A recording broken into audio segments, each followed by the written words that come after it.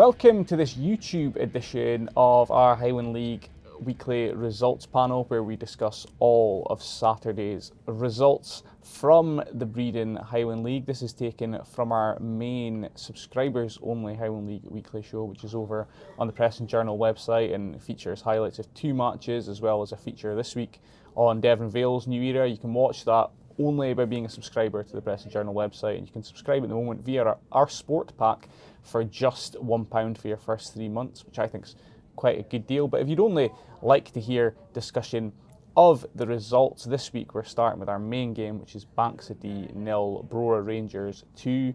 Big result at Spain Park in terms of the Brora Highland League title race this season.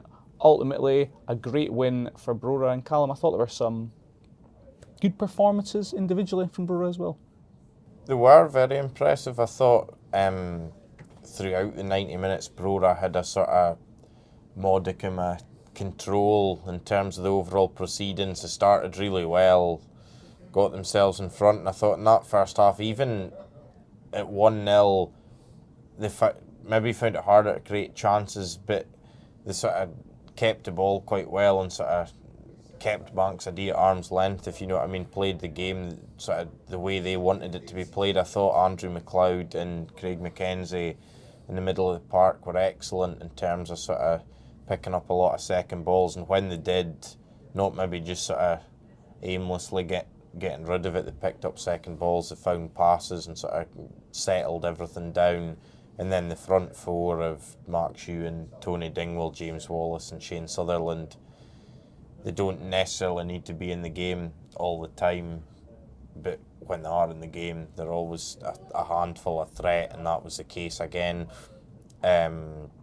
Second half, Bankside turned the screw a wee bit. Like more of the game was played in Brora's half, and they threw plenty of balls into the box and things like that, but Brora sort of stood up to it, and really the best chance Dee had and the closest that came to equalising was the header for Kane Winton that Nathan Cooney sort of, unfortunately for them, managed to block on the line. I could see what he was trying to do, try and help it over, and he's ended up blocking it, and Cammy Mackay's gathered it. And then I think that's probably for Bankside their big disappointment is Cammy Mackay's never really been tested in the 90 minutes, and then even at the time of the second goal, Bankside were having a sort of spell of pressure again without creating a great deal, and then Daniel Hoban will feel he should save the second goal. It's a good strike by Shane Sutherland, but it goes under his body, and then it was pretty comfortable. That kind of took the sting out of the game, and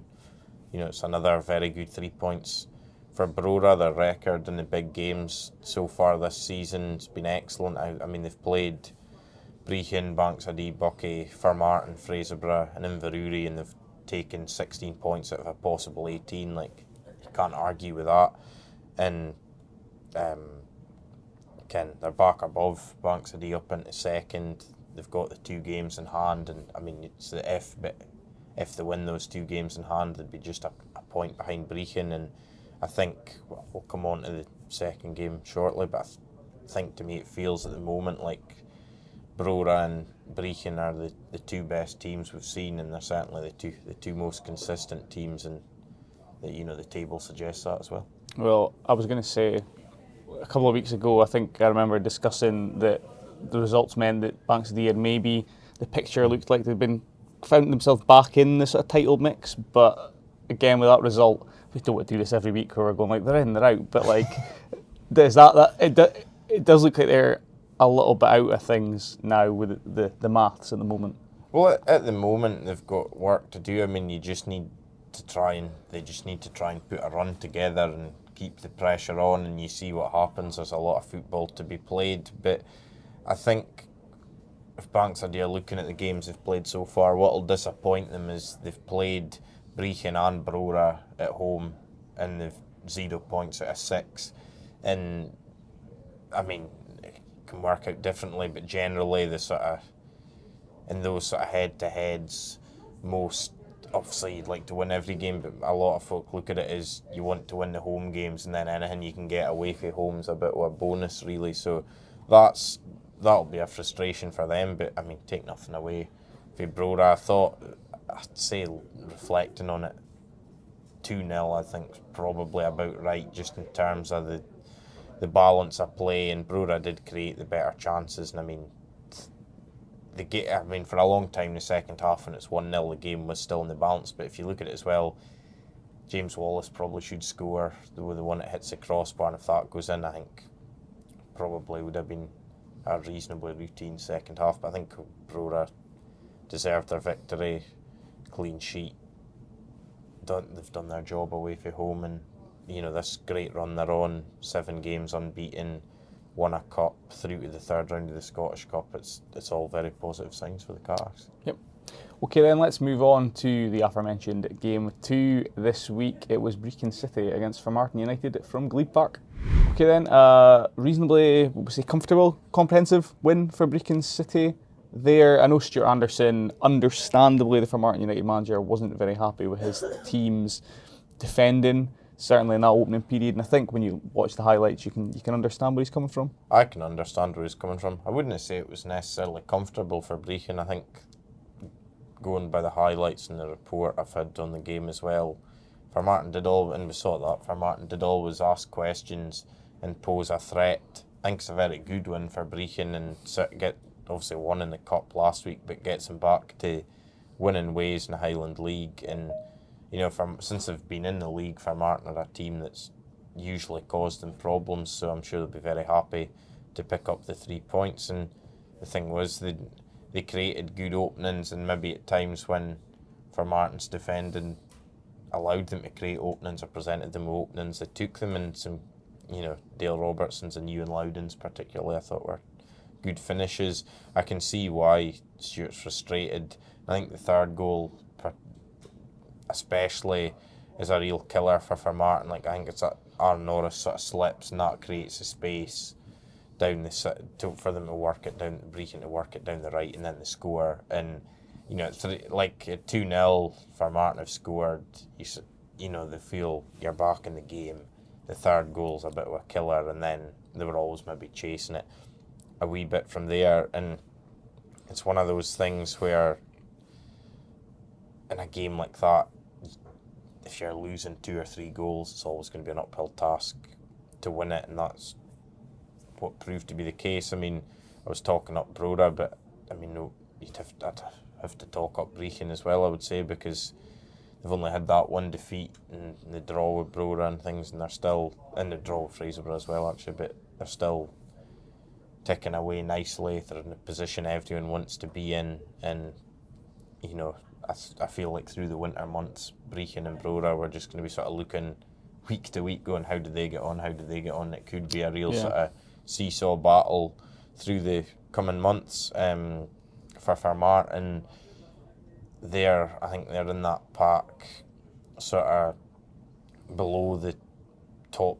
I'd say below the top 3, where nobody's necessarily displaying as much consistency as they would like. Formartine, in fairness, been on a good run recently, but that's a game that I think they fancied probably getting something out of, and it hasn't quite worked out. But there's there's locals Formartine, Buckie, Fraserburgh, Clach, Huntly, a lot of teams very sort of tightly congested, and week to week the sort of positions are changing all the time. But I think there's a lot of teams there that would fancy, and Formartine be one, obviously, would fancy having a crack at being in the top 4, the top 6, and be interesting to see how that develops. Yeah.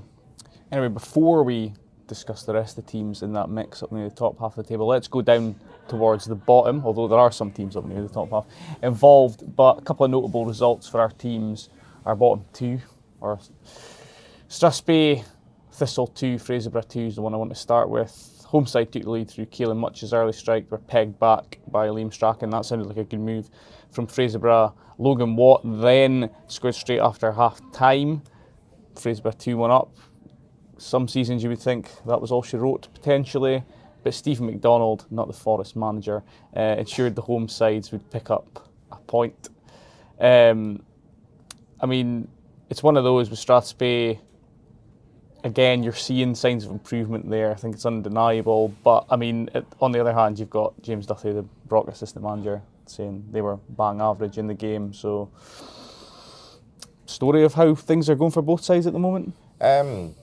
Suppose so. I think with Strathspey, first of all, although, and we'll come on to the Rothes game, although they actually ended up back at the bottom by 5 o'clock on Saturday, I do think it's a good result for them. It's the first time they've taken points off of Fraserburgh since 2010, and I think the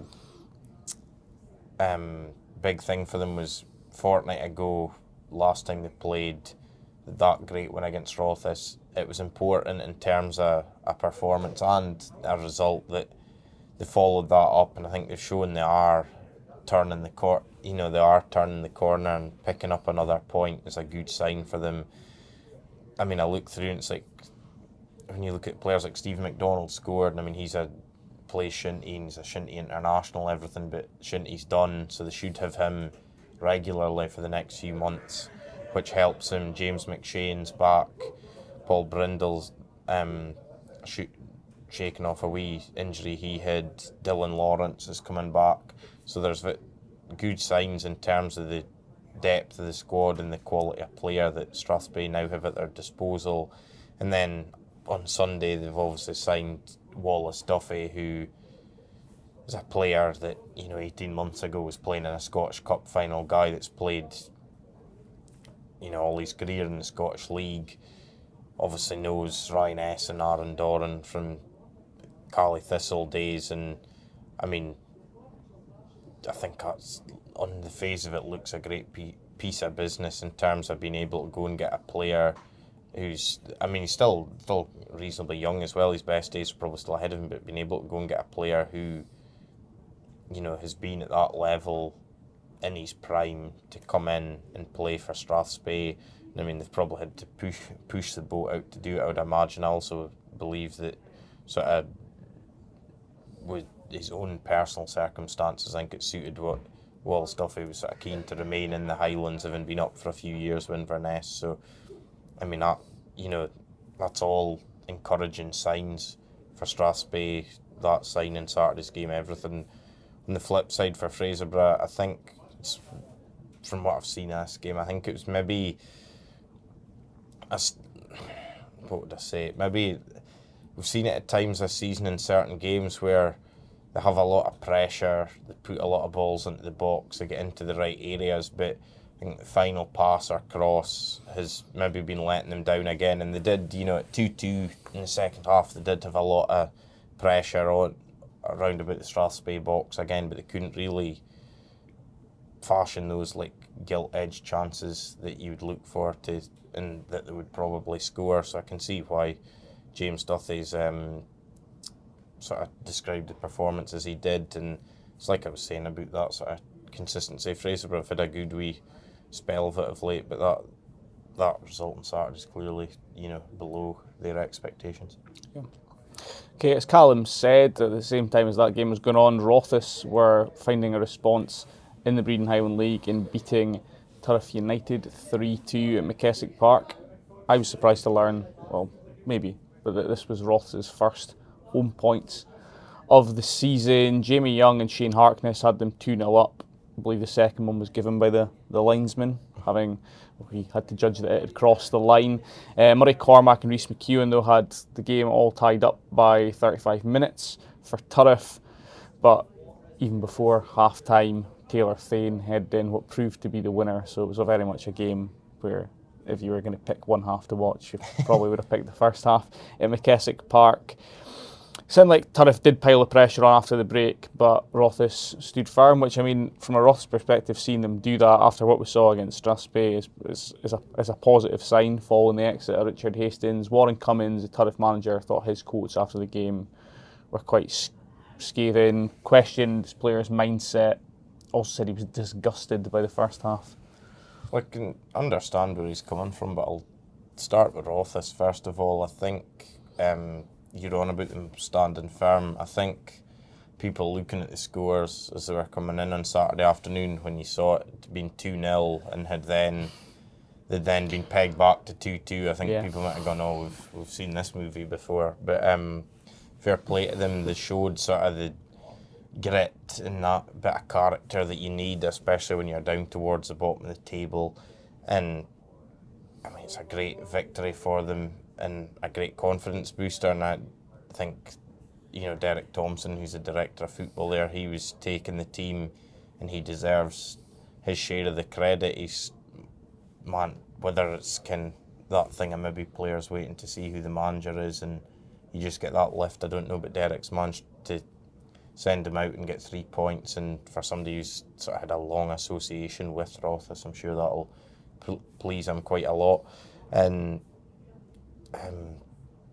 in terms of the management situation, I believe by the time you're watching this, we might actually have some news, but I believe there's maybe going to be things tied up today, but I've heard a few names mentioned, but nothing necessarily concrete, so I'm interested to see the route they go down, because whoever comes in, they're still working with a young squad, and there will be maybe ups and downs, but whoever does come in, clearly the objective's to try and build on Saturday first of all, and try and sort of find a way to move the club away from the foot of the table. And I do think the foot of the table now is very interesting, because you've got Strathspey on 8 points, but Luke's in the last 2 games, they're going the right way, making some encouraging signings. Rothes on the cusp of appointing a new manager, have had a good win. Will they get that lift and push on a bit? Lossy, who we'll come on to later, but they're on 10 points as well, same as Rothes, and they're still looking for a new manager and maybe not having the rub of the green at the moment. Turriff on 11 points and Wick on 13. And with Turriff, I mean, what would concern you, I think, for them is they've had a lot of players missing and various issues, but they now have a few boys back, and they signed Mackenzie Taylor, striker for Rothay Rovers, on Friday, and he came on Saturday, and they now aren't in quite the predicament they were in terms of squad. But what would concern you is they haven't won in the league since the 17th. They've had success in the cups, but they haven't won in the league since the 17th of August, and that's 10 games ago. And that's something they need to change quickly. And going back to what Warren Cummins said after the game, I think it was pretty strong stuff, really, in terms I think he felt his players thought, we're playing the team at the bottom of the league, we should turn up and just win, having done very well the week before against Fraserburgh in the Scottish Cup, and maybe lifted themselves for that. He clearly felt that the attitude wasn't quite the same going into the Rothes game, and ultimately the way it went just shows everyone that you can never take anything for granted, because the way FITBA is, the way the Highland League is, it'll come back and bite you. Well, it certainly feels like every team's competitive at the moment. Inverurie Locos 2, Huntly 3, same game. This one, Sam Robertson and Angus Grant had the score at 2-0 by 55 minutes before Mark Suter netted for Locos. Paul Coots won and scored a penalty to make it 2-2. Robertson then scored a penalty of his own, though, which gave Huntly the win. And Colin Charlesworth, the Huntly manager, I thought was quite interesting, basically saying that at the moment the grit Huntly are showing, the determination, is all the players, desperate to be in that starting lineup for the Aberdeenshire Cup final in a couple of weekends' time. Aye, well, that's it. I mean, it's a big incentive for them, clearly. I think you talk about the grit and things, I think they, I've said it on here before, but they have got that bit of confidence and belief and that sort of never say die spirit about them at the minute, Huntly. And I mean, you look at the way the game sort of transpired on Saturday, I think years gone by, Huntly, once Locos equalised with sort of 5-10 minutes to go, you might have fancied Locos to go on and win that game, Huntly might have folded, but that doesn't seem to be the case. Well, I say it doesn't seem to be because it isn't the case now. Huntly have that sort of backbone about them and that spirit through their team, and I think it's a good day, especially for Sam Robertson, for a number of reasons. I mean, he got sent off in the Scottish Cup last week in the first half, which he'll have been disappointed with, and then he was also deemed surplus to requirements by Inverurie in the summer, so I think he maybe had a point to prove as well, going back to Harlaw Park, and I think he certainly proved it. His first goal I thought was a really good finish, and then he's tucked away the penalty. He's up to 8 goals now for the season. Huntley, 4 straight wins in the league. It's all looking pretty good. I mean, there was, I think, a wee bit of debate about the 2 penalties, and I think it's one of these ones grappling at set pieces and things, and we should hopefully have them on screen for you now, but I think, and Colin Chosworth said it after the game, once the referee had given one, I think he had to give the second one for Huntley, and it was maybe in his mind. But the thing is, if referees are wanting to sort of clamp down on that sort of off the ball wrestling, then you'd have to say it was, in my opinion, it was 2 right decisions. But it's one of these ones where, you know, you see in umpteen games it happens and nothing gets done, but then the referee on Saturday, I think it was Owen Lawrence, but correct me if I'm wrong, but he's punished it on both occasions, 2 penalties. I don't think anybody could really argue he's been consistent, to be fair to him. For Locos, that's 4 defeats in the last 5 now, which is probably the sort of stickiest spell they've had under Dean Donaldson, and I think he's, I think, frustrated in 2 counts. The first one, I think, specifically with Saturday, would be that having done well to come back to 2-2, you'd fancy winning it, but at the very least, you know, don't lose it, and that would have been a good point for 2-0 behind with half an hour to play. And then I think more generally recently, just feels they've been lacking a bit of something in the final third, sort of playing more in hope of scoring rather than expecting to score, so they maybe need to find a way to change that. Okay. Clacknacuddin 4, Forest Mechanics 2. Connor Bunce scored for Clack first of all, but then could have been sent off, we are led to believe, for raising his hands. Don't know if we've seen footage of that. I have seen footage of that. Okay, we'll come back on to it. But Sean Sutherland did equalise for Forest before half-time. Callum Frame then put the Mechanics 2-1 up, a little more than 10 minutes left, but then there was a deluge of Clacknacuddin goals late on. Jack Mackay, Ronan McLeod and Bunce again all scoring. Maybe we'll have footage of that long-range Connor Bunce chip as well. I think we should have that on screen. Good. Now Clack, where did Clack finish in the table last season? 17th. 17th. If you look at the table at the moment, and we're in November, you know, we're a decent chunk into the season, only 6 points off Brora, I think. 2 games in hand on the 2 sides. Banks of D and Inverurie Locos above them. I mean, could we be looking at Clack making the jump from 17th to 3rd place this season?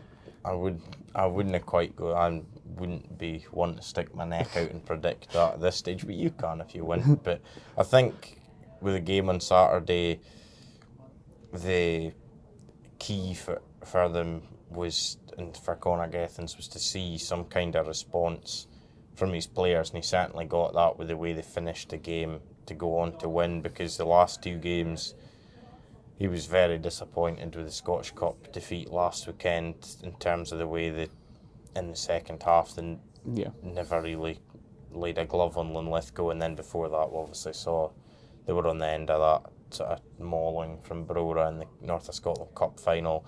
So I think if you're a Lily White supporter, be very pleased, especially if you're 2-1 behind, when again it might have been easy to go, it's a hard luck story again, but they came back really well.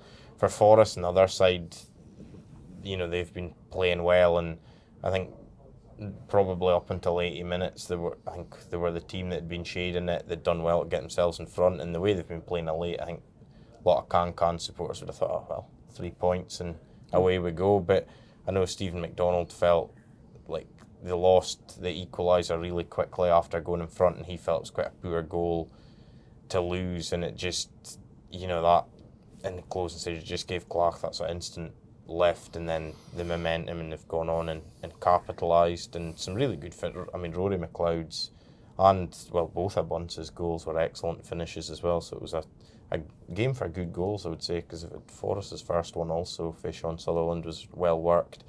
You mentioned the incident in the first half at 1-0, bad challenge by Mark McLaughlin to stop Bunce, and then I think he's reacted, and hands have been raised sort of towards the throat, neck area of Mark McLaughlin, but referee Filippo Mazzone has opted for a yellow card, so maybe that was the wee slice of good fortune Clark needed, but Connor certainly made the most of it with obviously scoring the clincher at the end as well. Yep.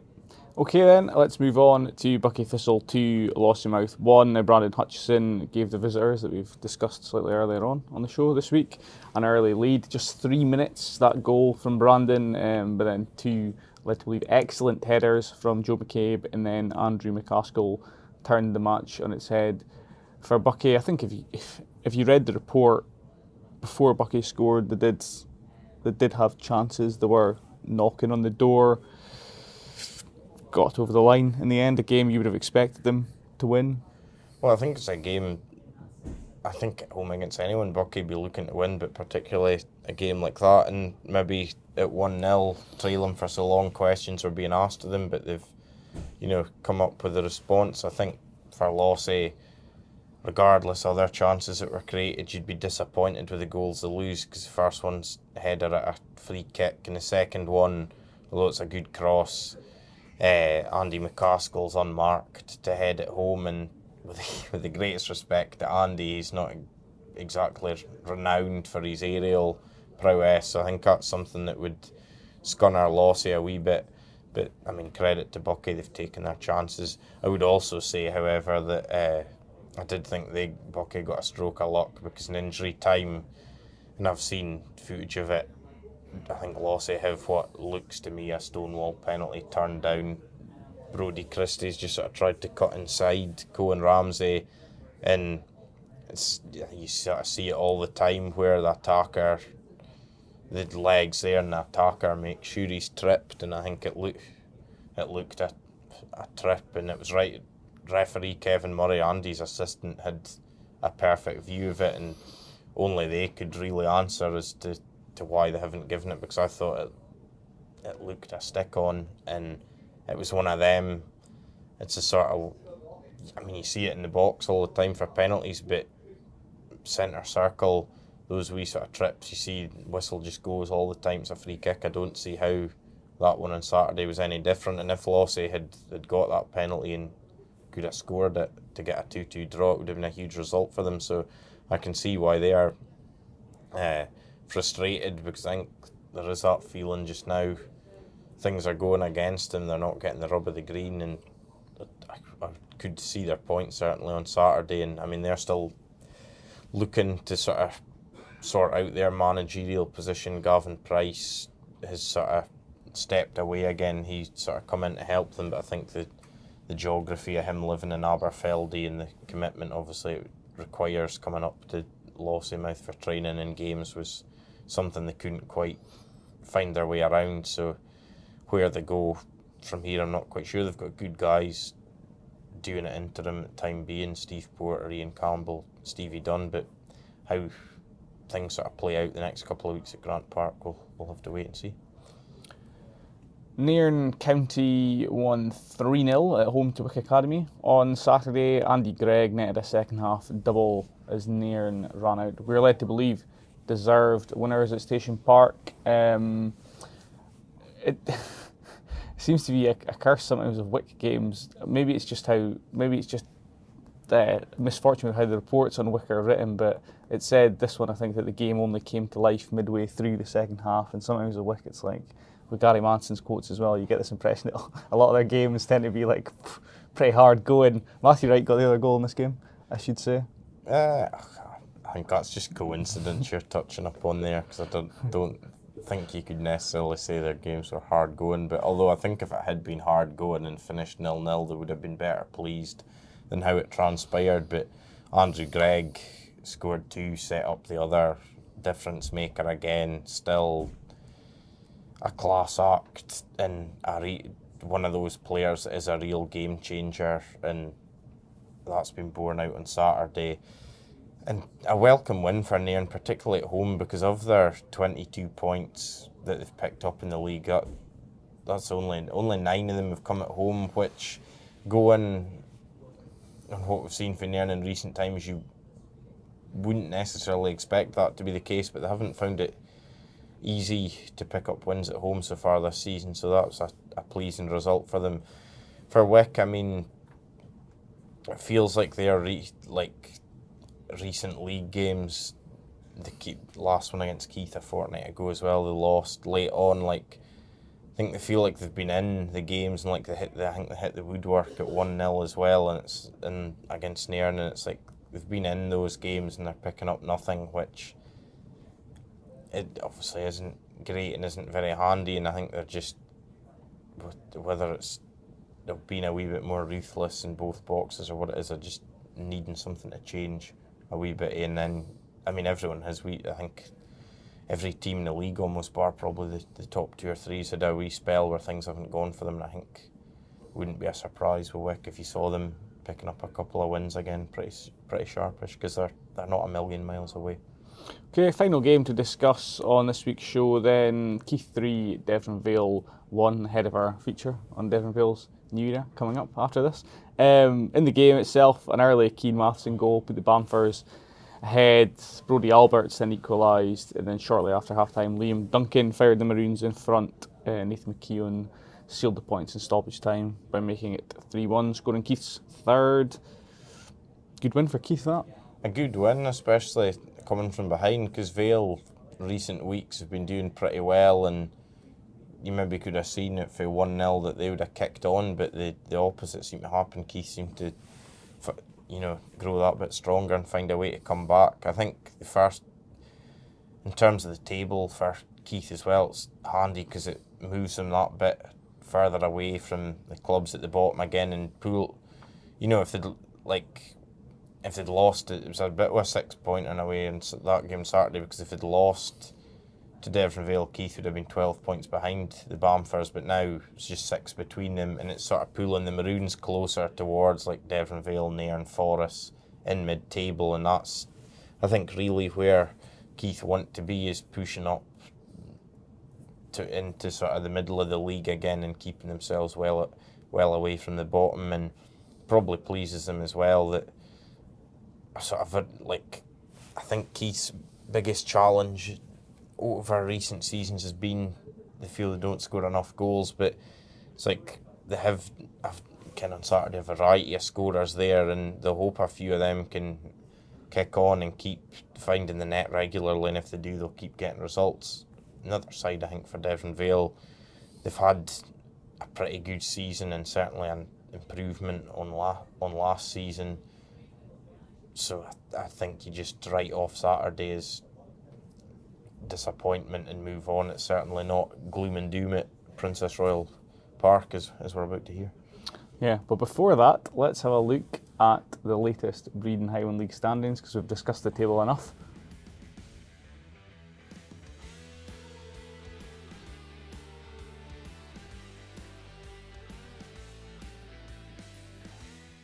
That's it then. Thank you for watching this YouTube version of our results panel from this week's main Highland League Weekly episode. Just a reminder, that main Highland League Weekly episode is over on the Press and Journal website, features highlights of 2 matches, those matches being Bankside against Brora Rangers and Brechin City against Formartine United, as well as a feature on Devon Vale's new era. But yes, it's available to subscribers only to the Press and Journal website.